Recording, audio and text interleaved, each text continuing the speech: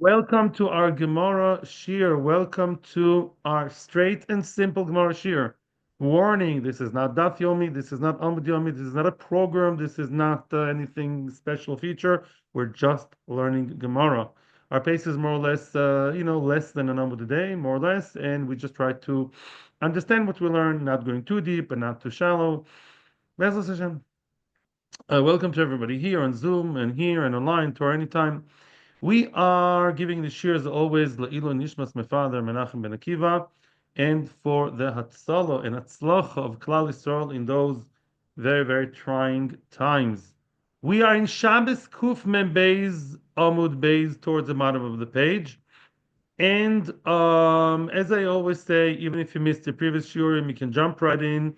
I'm going to summarize what we're talking about over here. The only thing you have to know regarding what we did till now is one thing. Rava came up with a statement and he said that he himself is allowed to carry raw chicken meat on Shabbos because he would eat it anyways.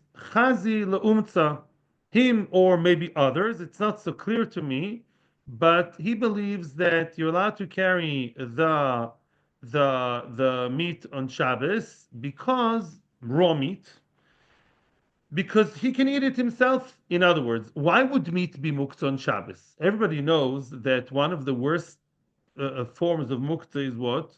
A stone, stick, something that's not edible, not food, not anything, not a vessel, not a kli. So that's muktzeh, muktzeh machmas gufay. But when you talk about food that's raw potatoes are not edible on Shabbos. You can't eat them on Shabbos. Raw meat, you can't eat on Shabbos. But if you can eat it, if you like some kind of, Rush Adata Yofo, somebody who is a very tough guy, he may eat it when it's raw, maybe Rova, maybe other people. Fine, so therefore it's not muktzah. So far, so good. Now, frek the Gemara now has an issue with that. Before we continue, and once we understand that, the sugya will go very, very easy. It's one of the sugyas that can be hard if you don't have the beginning. If you have the beginning, you're with me now for the next minute or two, everything will flow look beautiful. We all know that, we're getting towards the end of the Masechta. And we've seen many, many times that when it comes to muktzeh, Rabbi Yehuda is more machmir than Rabbi Shimon. Rabbi Shimon says, ein muktzeh. What does it mean? Rabbi Shimon doesn't think that stones and sticks can be moved on Shabbos. Rabbi Shimon thinks that when you have something that can be used for later on, let's say the raw meat, according to Rabbi Shimon. Let's say I have raw meat that I will be able to eat later on Motzei Shabbos when I cook it, right? And now I can also feed it to animals, right? Now, when Shabbos came in, and that's a point that determines the status of everything in your house, if it's muktzah or not, or mutter or not, all kinds of things. When Shabbos came in, I wanted the chicken, which is in my freezer, to be my Sunday supper, not Shabbos, right? Don't cook on Shabbos. I'm kind of religious. What happens if I change my mind and I want to feed my cat or my dog with this food that's for me raw, but for the animal it's nice? According to Reb Shimon, it's okay.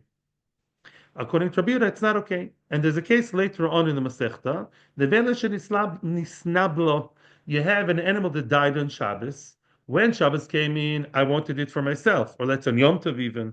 Yeah, I wanted to shecht it on Yom Tov. It was good fat animal. It died, so I can't eat it. I'm Jewish. I don't need nevelas. I can feed it to the dogs. According to Rabbi Shimon, go ahead. According to Rabbi Yehuda, no. Rabbi Yehuda is always more machmir. Rabbi Yehuda says no. If originally you wanted to use it for who? For yourself. In the middle of Shabbos, things changed either technically or mentally by you. You decided to feed it to the animal. According to Rabbi Yehuda, that's not good. That you cannot feed it to the animals because according to Rabbi Yehuda, muktzeh is more strict. If you wanted an Erev Shabbos to eat it on Motzei Shabbos, or if Yom Tov on Yom Tov, it's designated for you, not to the animals. You can't now change your mind and say, you know what? My dog is so hungry, driving me so crazy. I'll feed him my Badat's expensive Badat's chicken. Can't do that according to Rabbi Yehuda. Okay, it's not always true what I'm saying. In this sugi, that's what Rabbi Yehuda seems to be saying. There are questions here. I don't want to go there. That's and therefore, I just want to remind you again and again and again. The basic machlokas Rabbi Yehuda and Shimon, nothing to do with the animals, is according to Rabbi Yehuda, anything that's not really muktzeh, but I designated it to eat or drink later on in life is muktzeh. Let's say you decided you have a fancy bottle of wine, very fine wine that can get very old and not go bad, and you decided you'll open it in your son's chasana. Your son is 2 years old. So then, yeah, you're going to wait a long time. Now came a choshev, a guest. Yeah, the Rebbe came to town, and you want to give it to him, the wine. You're changing your mind. According to Rabbi Yehuda, you can't do that.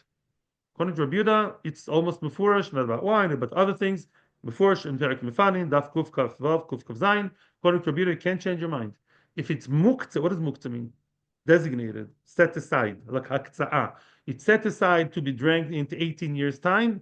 Boy will be 20. There you can't touch it now on Shabbos. Can't move it. According to Reb Shimon, ain't muktzeh. According to Reb Shimon, since the wine is wine, it's good, it's nice, it's amazing, it's fine, fine. To change my mind, I can, according to Reb Shimon. Okay. Now, as we go along, things will be now very simple. Bezel Hashem. Frekt the Gemara, 3 lines from the bottom of the page. 3 lines from the bottom of Kuf Mem Beis Omud Beis. You're telling me that the only reason you can eat that meat, the raw chicken meat, is because you may eat it umtza. Umtza meaning raw. I'm a tough guy. I can eat raw meat. Today they have all these fashions, right? Sushi, carpaccio. I can eat it. Halo chazilum tzaloi. That is to say that if that chicken is not suitable for human beings, then I cannot eat it. Well, animals, cats and dogs, they actually prefer raw meat. Yeah. So wait a second. Something here doesn't make sense. Why? Lememo de rove kerbiuda svirale. Meaning, according to Rove, if not for me, the human being able to eat it, yeah, then if I designate it for Sunday, when I'll be able to cook it like a mensch, right? I don't eat raw meat. So it's muktzeh, even though right now on Shabbos it is edible from an animal. And that's not good. I can't say I can move it around because it's dog's food potentially. That works well with Rabbi Yehuda, right? Well, Rabbi Shimon would say no. If Rava was a Rabbi Shimon supporter, he would say, I don't care. Why? Because according to Rabbi Shimon, yeah, even though it's designated, schmesignated for Sunday, for my own Sunday supper, my barbecue of Sunday, so what? I can also use it now because it's now, I changed my mind, now it should be for the animal. According to Rabbi Shimon, you can feed for the animal, you can feed it to the animal, and it's not muktzah, because right now it is potentially as plan B, it's good for the animal. Mashma de Rova is like Hula Krobiyuda, legit. That is of itself fine. Halacha Lamaisa 2025. Halacha Zakrab Shimon, by the way. Rava doesn't live in 2025. He doesn't owe anything to Shulchan Aruch. So Rava holds what? Rava holds that he holds a Krobiyuda. Okay, legit, but there's a problem. There's a problem. The Gemara is asking, Rava told his Shamish on Yom Tov, listen to the case, Tavli Bel Avza, it's Yom Tov. On Yom Tov, as we all know, you can fry and cook and do whatever you want to the meat. And he had duck, bar avza. He had duck meat, nice duck. Duck is very tasty. We used to eat it always in Rosh Hashanah in my family. Those are minhag. Tavli bar avza. I want you to not fry, to roast. Roast for me a duck. Okay, so far so good. It's Yom Tov, fine. V'shadi me'el shunra. And throw the me'aim, the kishkes of the duck, to the cat. Why is that a problem? I'll tell you why. Says Rashi that kishkalach is not something you eat on Yom Tov. Because you have better meat on Yom Tov, and the kishkes of the duck, I guess, are not so fancy or superfluous. You don't eat it on Yom Tov. It's not Yom Tov food. So when I shechted the duck on Yom Tov, everything good. I eat the meat good. The kishke, that's not Yom Tov food. So where do I keep it for? I'm not going to throw it in the garbage. Now it splits into two. My main idea is to keep it for myself for post Yom Tov, when I'm not looking for festive meals, or the Ketzela can eat it. The cat can eat it too. Now, according to Rabbi Shimon, that's good. When Shabbos came in, my idea was I'll eat the duck. In the middle of Shabbos, I have the kishka alone. I'm not going to eat it myself. I can switch it into animal food. That's only good according to Rabbi Shimon, not according to Rabbi Yehuda. And yet, Rava now followed Rabbi Shimon. Because why? He told his shamish, take the kishkas and move them around and give them to the. How can you touch those kishkas? According to Rabbi Yehuda, they're not allowed to be touched, to be moved. Why? Because according to Rabbi Yehuda, I'm not going to waste it on animals. Things that I eat, I'm not wasting on animals, right? Even if I'm changing my mind, it's too late. Again, according to Rabbi Yehuda, when Shabbos came in, that duck was supposed to be for human consumption only. I will eat the nice part of the duck on Yom Tov, and I will eat the kishkas the day after Yom Tov, right? The cat is not part of the story. I'm not, yeah, that's like plan B, which Rabbi does not believe in plan B when it comes to muktzeh. So how did Rabbi tell his shamish to feed it to the cat? It's muktzeh. Put it in the freezer, which they didn't have, and keep it for tomorrow, or I don't know, or don't touch it. Right? You can't change human food to animal food in your mind, in your designation, middle of Yom Tov. And Rava did. So you see, Rava does not follow Rabbi Yehuda. Bad news. Answers the Gemara, simple answer, technical answer. Hossam, Kufmem Gimel. Hossam, over there it's different. Kevin the Masrach, it's going, excuse my language, it's going to stink. Meaning, the kishkis, I guess, are sensitive. And last time I checked, in the times of Rava, there were no freezers or fridge in the around, yeah, and it was Yom Tov, and it would stink till Motzei Yom Tov. So I will not eat it myself, right? I don't have the bigger and better plan to eat it after Yom Tov, because I knew all along that it will be either I'll eat not either I'll eat the main meal on Yom Tov, and my cat will eat the me'aim. The me'aim are not the kishkas are not meant to be eaten after Yom Tov because it will stink. It will not keep fresh. It's perishable. Therefore, dati eloi me'etmol. Very good. And I knew all that when Shabbos came in. As I told you guys and the guys in Yeshiva about 500 times the past year, the status of every food and item in Kli and muktzeh is sealed. The fate is sealed when? As Shabbos comes in or Yom Tov comes in. When Yom Tov came in, yeah, Rava and his wife knew what's going to happen with the bar avza. It will be consumed on Yom Tov. How? I'll eat the main thing, my family and I. The kishkas will go to the cat. Yeah, it wasn't like the kishkas were supposed to be for post Yom Tov and then they changed their mind. No, they didn't change their mind. They knew all along that the main meat will be for the family. The shunra, the cat, will eat the me'ayim. Very good. Even according to Rabbi Yehuda, it was designated to be animal food right from the start. Of course, can have animal food at home. Yeah, that's it.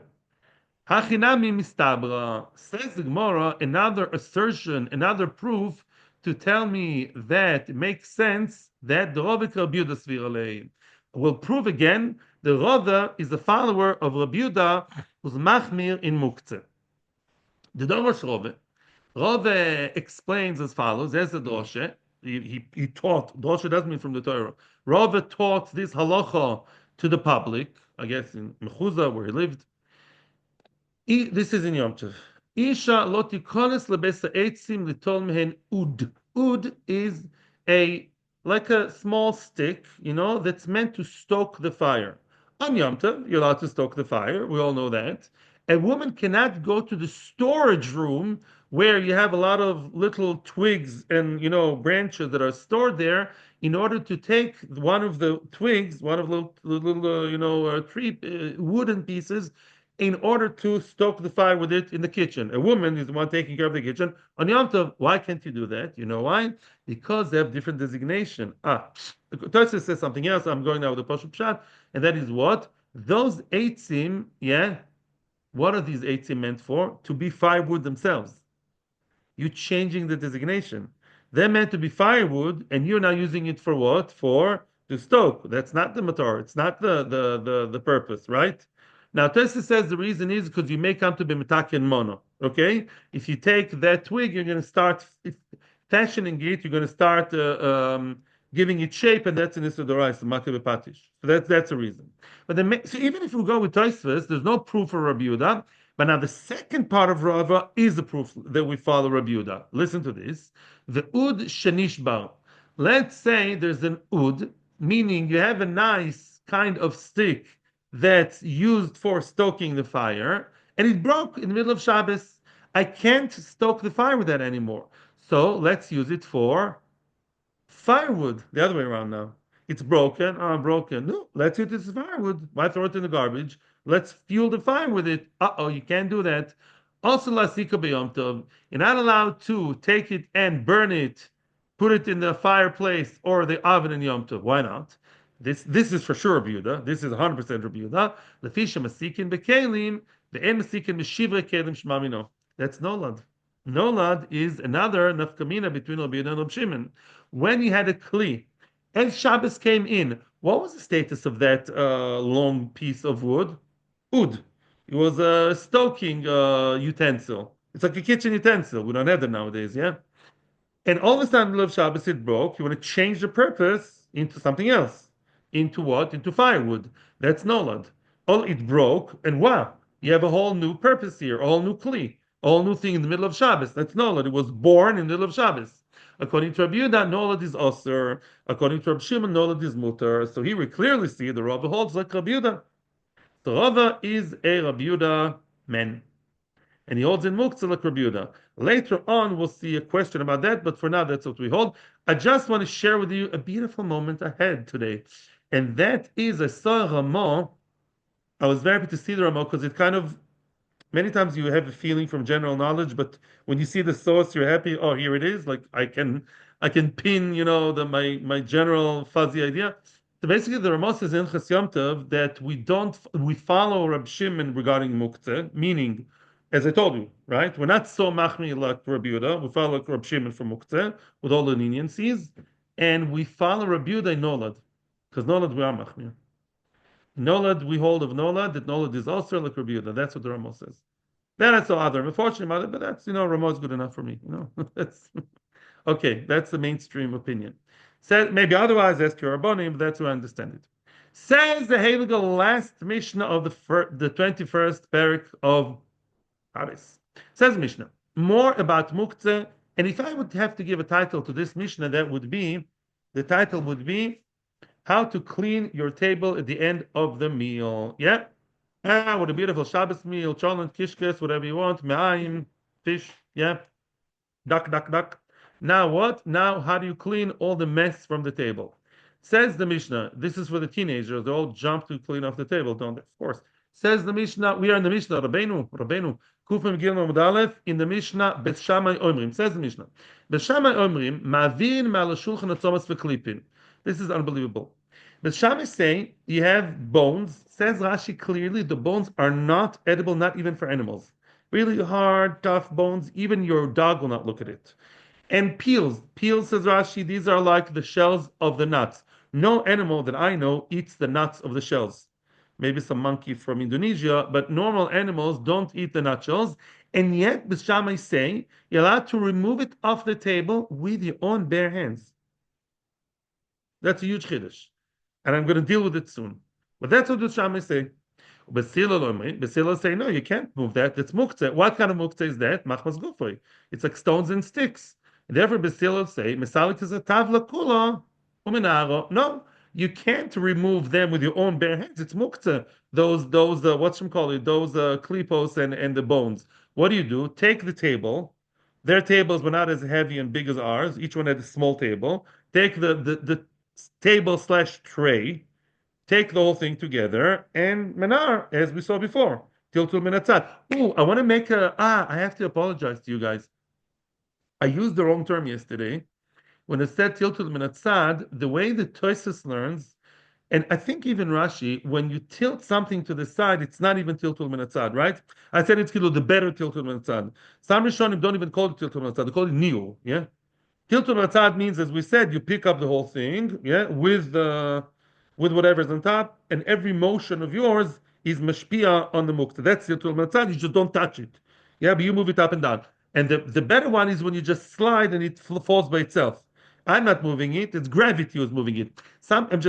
I was right in what I said, just to use the wrong term. According to some Rishonim, it's not called tiltul matzad; it's called niu. It's even better tiltul matzad, yeah.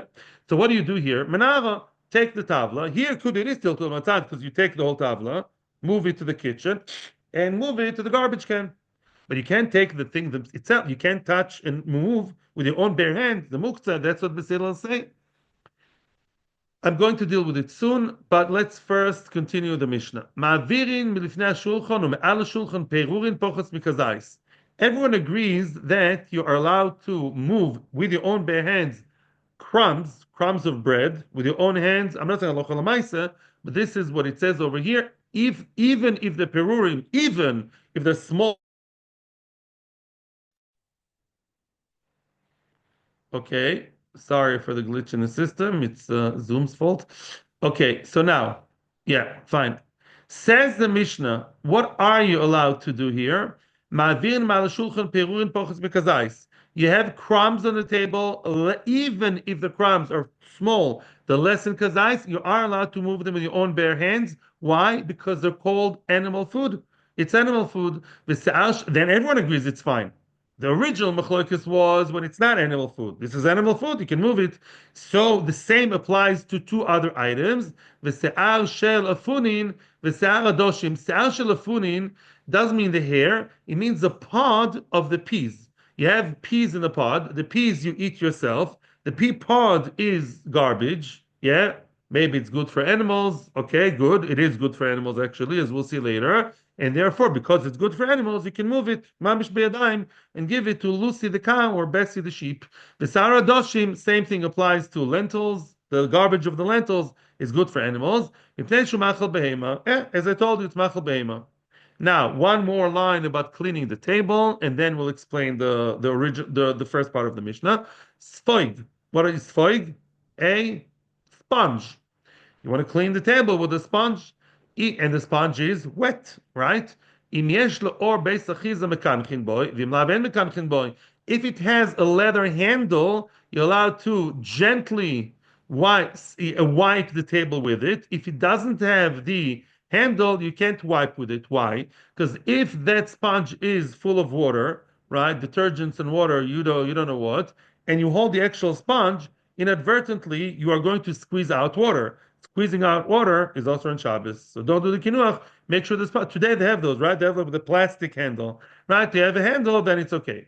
Ben kach uben kach nital b'Shabbos ve'enu mekabel tuma. Now, whether it has or it doesn't have the handle, even the sponge that doesn't have the handle and is a problem because it squeezes out water, you're still allowed to carry it on Shabbos, and it's not mekabel tuma. Why can you carry it on Shabbos? Says the Ritva, even though it is something which will cause Chilul Shabbos, it is still considered like what? Klisha Melach Taliso. This is good Chazorah, guys. In other words, that sponge, why can't you use the sponge on Shabbos? Because the one without the leather handle or the plastic handle, why can't I use it? Because it's okay to clean the table. You don't have to be dirty. What's the problem? As I'm using it, it's plikresha that I'll squeeze out water. Oh, so that has the status of Klisha Melach Taliso. Pen, pencil, rubber, eraser, whatever we call it in American, yeah? All these things, what are they? Klishim lachtalisu. Nital means what? Klishim lachtalisu, it's nital l'tzoch gufoy mekoimoy. Yeah? Allowed to take it for a different malacha that's mutter. Let's say the sponge is now dry, happens to be dry. The main function of the sponge is muktzeh, because the main idea is to get it wet and squeeze. That's not allowed. But let's say now I want to take the sponge when it's dry, I want to rub my forehead. That's okay. Why? Just like I'm allowed to take a pencil on Shabbos and rub my hair, whatever. I'm allowed to, right? Why? Because it's klishim lachtol isu, lemelech haseter, ledvar heter. That's tzorch gufoy, that's allowed, or tzorch mekoimoy. Why eina makabel tuma? Says Rashi, simple, because it's not made out of wood, not made out of any kind of fabric, and it's not made out of what? Not mateches. They used to make their sponges, I think, from corals, I think. I think so. So it's not it's not, I don't know, scientifically, I don't really care actually, but it's not any material that the Torah recognizes as Makabal Tuma. Hey, don't let me continue. What? Maybe the Beis Achiza makes it We're talking about, right, the one without, right, L'choira. The one Beis Achiza, maybe it's tougher to the main sponge. Maybe that's why it's okay. Because the oil is just a holder, it's not the main thing. So maybe it's still ain't no Makabal Tuma. But I hear what you're saying. No. Don't let me continue. How can Rashi, Toys is asking on Rashi, how can Rashi tell us that those atzamos and klipin, right, are mamish not edible even for animals, completely useless, and then you have Shammai, which soon we'll see are following, we're going to switch it around, they follow the opinion of Reb Shimon. What? Reb Shimon allowed muktzeh, but not that kind of muktzeh. right? Lo matzinu, that Rabbi Shimon allows real hardcore muktzeh, such as stones or sticks or bones that are not usable whatsoever. Yeah, we discussed Rabbi Shimon before. Rabbi Shimon never allows real objective muktzeh, only the muktzeh you have in your mind. But if this thing is a stone from the park or a bone that nobody would look at, not even Jimmy the dog, so how can you say? Oh, so Texas and Chanam is a different shot. Texas wants to say that they are suitable for animals, and there's another machlokes. I opened the sefer, B'siyat Dishmod, and no, Rashi says Kabiyuda about Basilil. The what? It's muktzeh, right? Yeah, you're supporting me, right? You're asking or you're helping me, right? That's what I'm saying. You're yeah, okay, good. We're together. We're in the same team. Yeah, cool. That's what I'm saying. Answers the Megina Shloime. You know the Megina Shloime was a Choshev Talmud Chacham from Poland, and he wanted to answer, and he managed to answer all the questions, I think, if not most, if not all the questions of Tosfos on Rashi. He defends Rashi. What's Megina Shloime?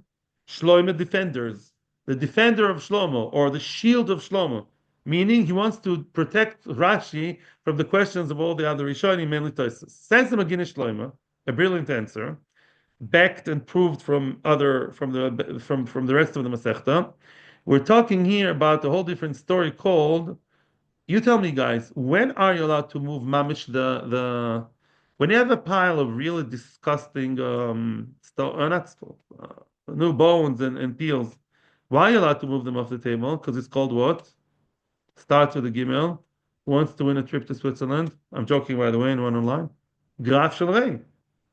Are you allowed to move a dirty diaper? On Shabbos? Yes. You're allowed to move the garbage if it's really overflowed? Yeah, yes. Why? Because Chachamim, we learned it in Daf Kuf Kafal Fumul Beis, and we learned it in Daf Mem Zayin, that you're allowed to move Gav Shalrei. Gav Shalrei, something that's really gross, something disgusting, because of Kavod Shabbos, and it's where you live or you eat or you sleep, you're allowed to move it. Yeah? Okay, good. So now he claims, he's bringing proofs from here and there, that that's machlokas b'sham b'silal. Are you allowed to move gaf shel rei beyadayim or indirectly? That's a shaila. Yeah, are you allowed to move it mamish with your own bare hands, and that's what B'Shamai are saying, and that makes it much easier. And he wants to claim that's machlokas Rabbi Yehuda and Rabbi Shimon, even though Rabbi Yehuda did allow gaf shel rei, he only allowed gaf shel rei agav something else. Like like the kikar shel v'tinok, like you take something else and you move it along with gav shalei. That's allowed, but not mamish biyadayim. Well, Rabbi Shimon allows it biyadayim. That's what he wants to say. So the machlok is within the halacha of gav shalei. That's his answer on Rashi. Right, good. So it says the Gemara. Good. Amar Rav Nachman says Rav Nachman. Anu ein lanu ela b'shamay ki Rabbi Yehuda u'b'silel ki Rabbi Shimon. Says Rav Nachman. What I'm telling you now is what I told you in Daf Kuf Lamed Zayin, a very very important yesod in the history of the Talmud. Rav Nachman is the third generation Amoiro, second and third, and he says our Mishnah is wrong. He's not arguing with the Mishnah. He argues that our Mishnah is the wrong version. I'll soon explain the difference. And our Mishnah just twisted and switched the opinion of Rabbi Yehuda and Rabbi Shimon. And really, Beshamai are the Machmir. They hold like Rabbi Yehuda, don't move it biyadayim with your own hands. While Rabbi Shimon is followed by Bes Hillel, which is a good shidduch because they're both la halacha, by the way. Bes Hillel, Rabbi Shimon, they're the winners, they're the halacha. And they say the same, that you are allowed to move it to your own bare hands. Rabbi Yehuda says not with your hands, indirectly. And Rabbi Shimon says you're allowed to move it with your hands directly.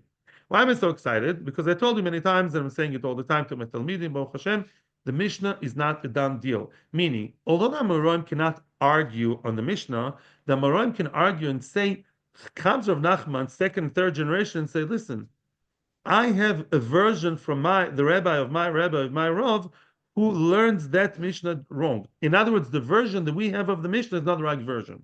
Meaning, can I argue Rav Eliashiv? It's a stupidity to even think such a thing.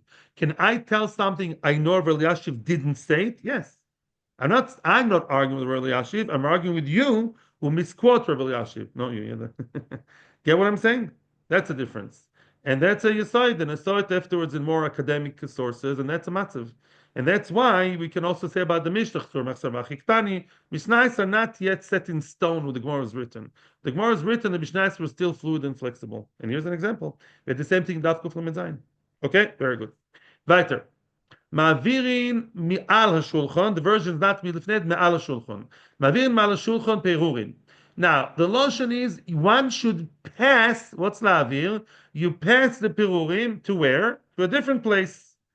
Does it mean that you throw them? No. Let's see what the Gemara has to say. I'll explain myself soon.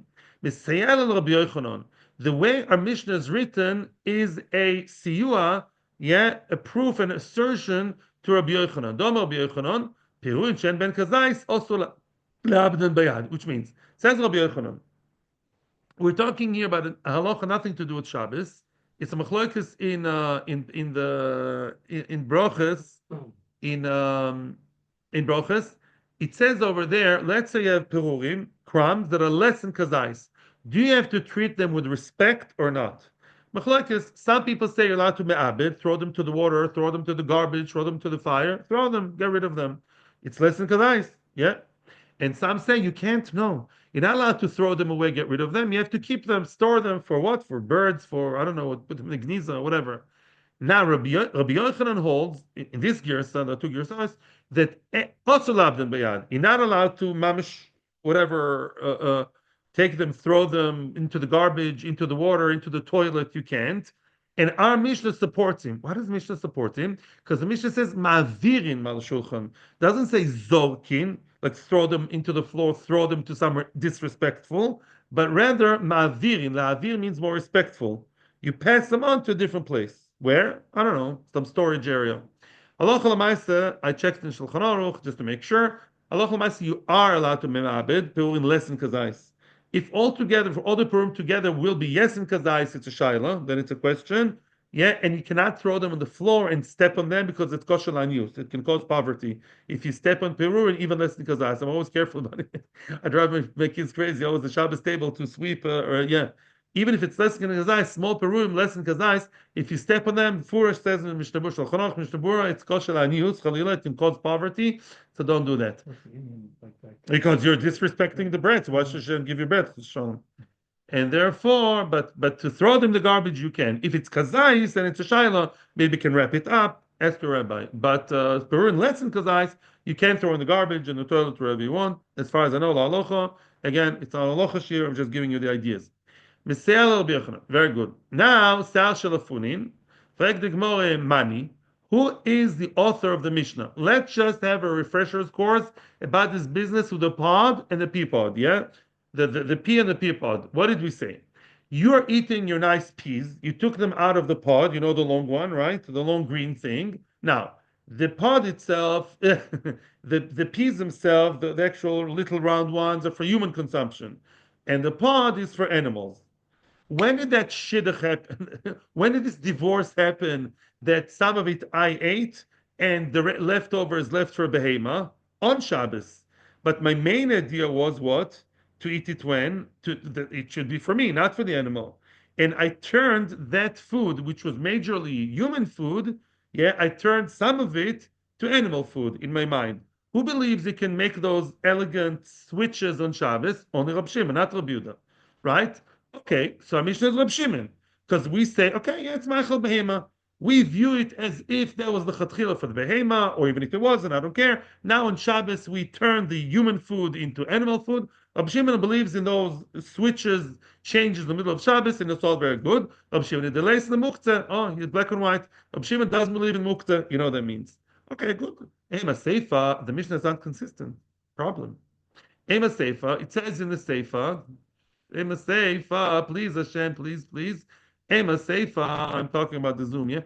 Ema Seifa, the end of the Mishnah seems to be not according to Rabbi Yehuda, not to follow Rabbi Yehuda. Sfoig, the sponge, im yesh lo beisachiz mekanchin boi, vim lav en kanchin boi.